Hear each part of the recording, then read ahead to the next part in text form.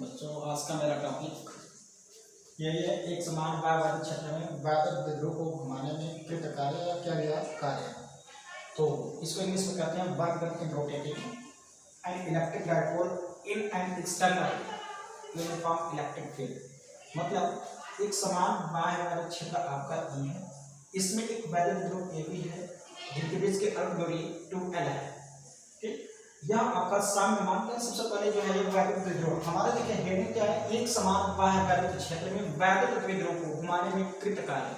मतलब एक समान वैद्युत क्षेत्र में कोई एक आपका वैद्युत विद्रोह, जैसे मान लेते हैं हमारे जो मार्कर है वैद्युत विद्रोह मतलब इलेक्ट्रिक डाइपोल है।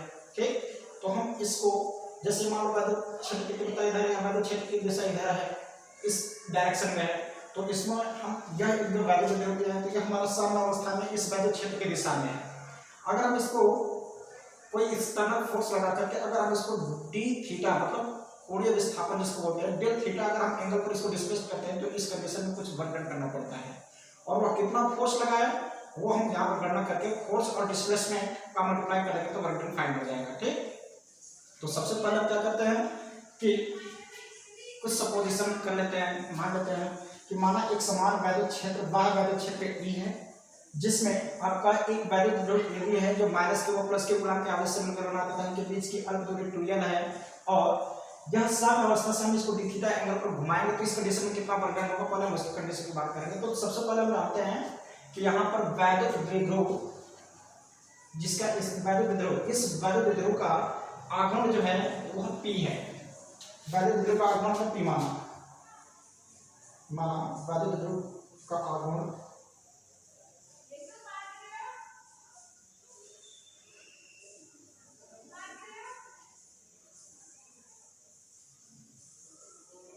ये है जो ये तो पता ही होगा। अब हम बात करते हैं कि इस वैद्युत विद्रोह जब हम यह एक समान वैद्युत क्षेत्र में रखें तो इस वैद्युत विद्रोह पर इस वैद्युत क्षेत्र के कारण इस वैद्युत विद्रोह AB पर इस वैद्युत क्षेत्र के कारण एक बलयुग्म का आघूर्ण कार्य करेगा। क्या करेगा? एक बलयुग्म का आघूर्ण कार्य करेगा।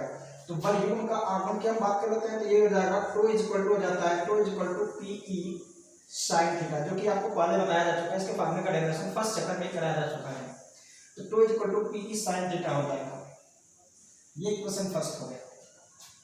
ये जो हमारा एक तरीके से एक्सटर्नल फोर्स हो गया वह देखिए यह है क्या, यह हमारा एक समान वैद्युत क्षेत्र E में एक आपका वैद्युत विद्रोह AB है। इस AB को अगर हम साम्य अवस्था ये होगी कि वैद्युत क्षेत्र की दिशा में, तो इस साम्य अवस्था से अगर हम थीटा एंगल पर डिस्प्लेस करते हैं किसी एंगल पर इसको मूव कराएंगे तो इस कंडीशन में कितना फोर्स एक्सटर्नल हमें लगाना पड़ेगा उसकी गणना कर ली गई। ये हमारा फोर्स हो गया। अब हम मानते हैं कि इस वैद्युत विद्रोह को क्योंकि वैद्युत विद्रोह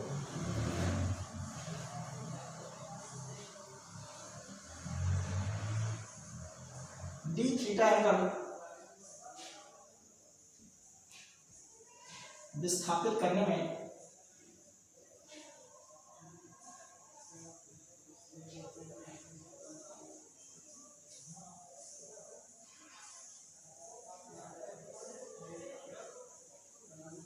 कृत कार्य, तो हम जानते हैं कार्य बराबर होता है।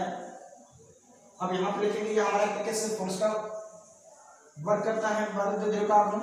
अब यहाँ पर अगर हम बात करें तो क्या हो जाएगा, कार्य बराबर होता है बलयुग्म का आघूर्ण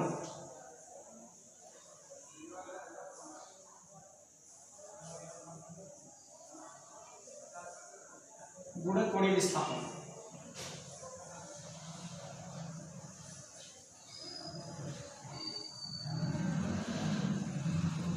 तो देखिए हम इसको dW कर देते हैं, यह हमारा वर्क डन डेल W हो गया इज इक्वल टू हो जाएगा वॉल्यूम का आघूर्ण टो है इनटू कोणीय विस्थापन हमें कितना आना था, कितना डिस्प्लेस किया d थीटा। ये इक्वेशन सेकंड हो गया। फ्रॉम इक्वेशन फर्स्ट और सेकंड में गेट अर्थात हम टो के प्लेस पर ये PE sin थीटा पुट करते हैं।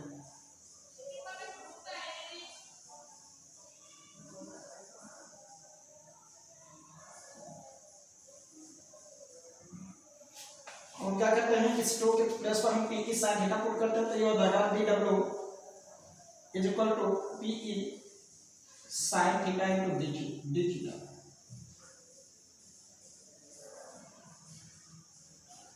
ये इक्वेशन हो गया था।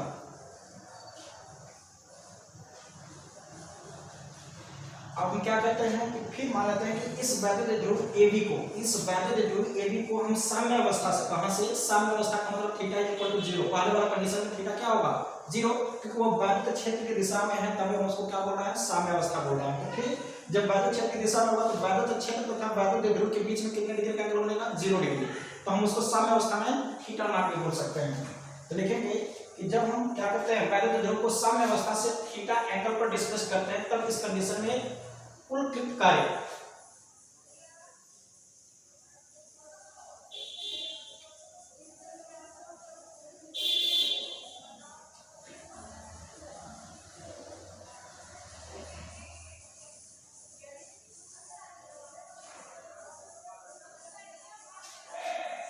साम्यावस्था थीटा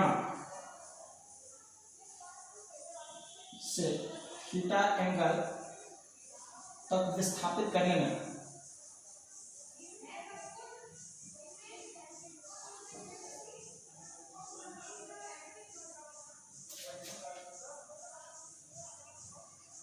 कृत कुल कार्य ये हो जाएगा W इक्वल टू हो जाएगा, जैसे को W इक्वल टू लिखेंगे, इंटीग्रेशन हो जाएगा हमारा थीटा नॉट टू थीटा, और ये कितना होगा PE sin theta, sin theta into d theta. तो देखिए हमें थीटा के रिस्पेक्ट में इसका इंटीग्रेशन करना है, इंटीग्रेट करना है, तो थीटा के रिस्पेक्ट में जो थीटा वाला होगा वो हम उसका इंटीग्रेट करेंगे, बाकी सब हमारा कांस्टेंट होगा जो कि बाहर चला आएगा, तो इस वजह से PE जो होगा हमारा कांस्टेंट होगा, PE कहां चला जाएगा बाहर, ये हो जाएगा, इसका इंटीग्रेशन कर दिया जाएगा, यहां से ये इंटीग्रेट है, ये हो जाएगा W इक्वल टू, यहां पे लिखेंगे PE integration theta not to theta और sin d theta, sin theta into d theta. तो हम जानते हैं थीटा के रिस्पेक्ट में अगर sin थीटा का इंटीग्रेशन फाइंड करना है तो हमारा माइनस cos थीटा होगा। चलो अब इसको यहां पे लिखते हैं, W इक्वल टू, तो और ऊपर लिखते हैं, ये रहेगा वर्ग, PE तो वही रहेगा, लेकिन sin थीटा का हम इंटीग्रेशन क्या बताया अभी, cos theta minus cos theta, तो ये हो जाएगा PE माइनस cos थीटा, और लोअर लिमिट इसका थीटा नॉट, अपर लिमिट थीटा। देखिए लोअर लिमिट थीटा नॉट और अपर लिमिट थीटा, यहां से हम फाइंड कर लेते हैं, इसका तरीका तो पता ही होगा। W इक्वल टू हो जाएगा PE, ऐसे होगा, P माइनस कॉमन ले लिया जाए, मतलब बाहर कर लेते हैं, तो ये हो जाएगा cos थीटा और थीटा नॉट टू थीटा, देखा जा सकता है। अब हम क्या करते हैं, एक बार पता है इसको हम कैसे ब्रेक करेंगे, upper limit minus lower limit से, तो रहेगा W equal to minus PE, और ये हो जाएगा cos theta upper limit, theta के प्लेस पर थीटा ही रखेंगे, और एक बार थीटा के स्थान पर थीटा नॉट, ये हो जाएगा माइनस cos थीटा नॉट।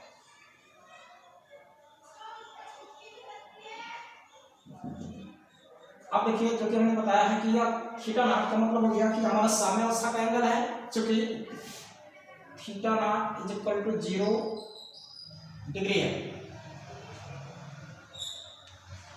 तब यह हो जाएगा W equal to minus PE in bracket में cos theta minus cos 0 degree, तो अब हो जाएगा W इक्वल टू हो जाएगा हमारा फार्मूला माइनस PE और cos theta minus 0 degree, cos 0 degree का वैल्यू होता है क्या हो जाएगा W इक्वल टू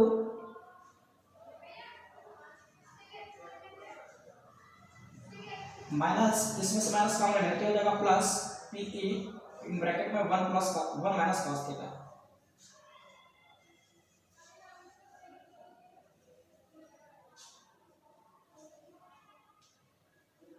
यही हमारा कृत कार्य होगा।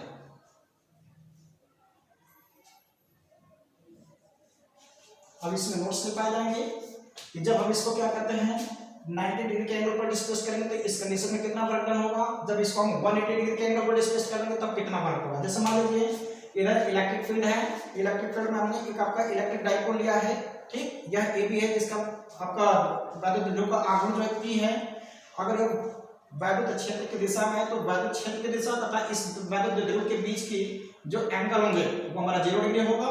तो अब हम इसको थोड़ा थोड़ा डी थीटा एंगल पर जब डिस्कस किए तो इस कंडीशन में वर्क डन हमने फाइंड कर लिया। अब इस डी थीटा से अगर हम इसको थीटा एंगल तक डिस्कस करते हैं तो इस कंडीशन में हमारा वर्क डन हमारा ये आ गया, ये हमारा कार्य का व्यापक समीकरण होता है। मतलब किसी वैद्युत क्षेत्र में किसी वैद्युत द्रव्य को घुमाने में किया गया कार्य का यह व्यापक समीकरण है। अब हम क्या करते हैं कि अगर हम मानते हैं कि अब इसको हम थीटा एंगल पर डिस्कस करते हैं तो इस कंडीशन में कितना वर्क डन होगा। अगर हम इसको 90 डिग्री के एंगल पर डिस्कस करते हैं तो कितना वर्क डन होगा, हम थीटा के प्लेस पर क्या रखेंगे 90 डिग्री, तो वहां से हमारा वर्क डन फाइंड हो जाएगा। अगर हम इसको 180 डिग्री पर डिस्कस करते हैं मतलब यहां से साम्य अवस्था से अगर 180 डिग्री के एंगल पर डिस्कस करें तो मतलब हो गया उसके जस्ट अपोजिट इतने यहां से यहां तक, तो वह 180 डिग्री पर कितना वर्क डन होगा, इसका सीधे ट्वाइस हो जाता है। चलिए उसको फाइंड कर लेते हैं। तो नोट में 2 पॉइंट लिख लेंगे। नोट में फर्स्ट पॉइंट,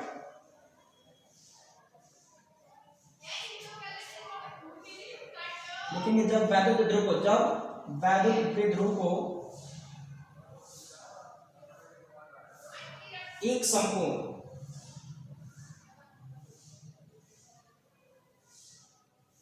घुमाया जाए तब कृत कार्य ये हो जाएगा W equal to PE in bracket में 1 माइनस cos 90 डिग्री। तो जब cos 90 डिग्री होगा तो इस कंडीशन में वर्क डन कितना होगा, क्योंकि हमारा 0 हो जाएगा फिर ये आ जाएगा W इक्वल टू हो जाएगा PE इन ब्रैकेट 1 माइनस 0, ये हो जाएगा W इक्वल टू P। मतलब इस कंडीशन में वर्क डन कितना होगा। ठीक, अब हम क्या करते हैं नोट में दूसरा पॉइंट लिख पाएंगे कि जब इस वैद्युत द्विध्रुव को 180 डिग्री पर डिस्प्लेस कर दिया जाए या 180 डिग्री के कोण तक विस्थापित कर दिया जाए या घुमा दिया जाए,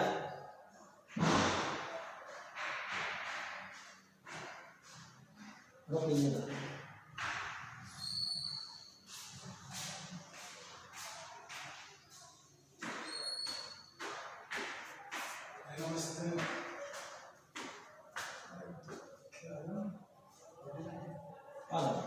जब वैद्युत ध्रुव को 180 डिग्री के कोण पर विस्थापित किया जाए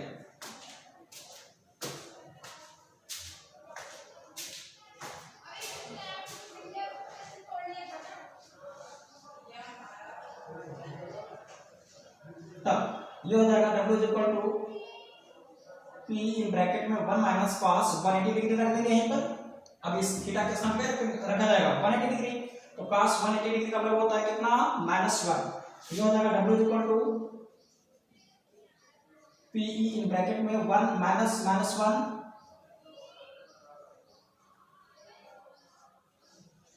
ये हमारा 2 हो जाएगा, तो ये हो जाएगा W इक्वल टू 2PE। ये नोट में 2 पॉइंट हो गया।